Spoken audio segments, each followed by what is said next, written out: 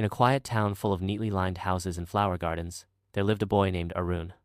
He was shy, quiet, and often kept to himself.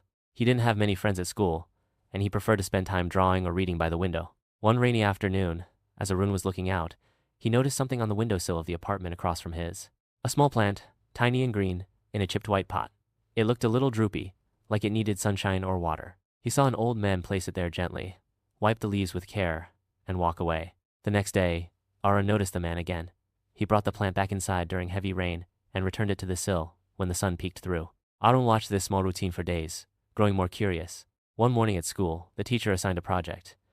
Do something kind for someone, without being asked. The class was full of ideas helping parents, cleaning up, or writing thank you notes.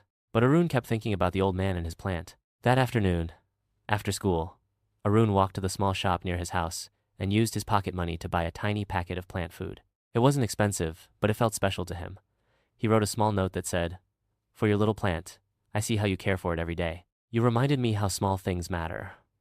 He didn't sign it. At dusk, when the lights in the opposite apartment were off, Arun quietly crossed the street. His heart beat fast as he placed the packet and note near the door and walked back home without being seen. The next morning, the plant looked greener.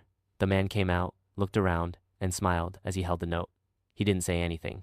But Arun noticed something new the next day. A second pot beside the first, with a tiny sunflower beginning to bloom. The old man placed both pots side by side, gently watering them. A week later, Arun found a small envelope slipped under his door. Inside was a note.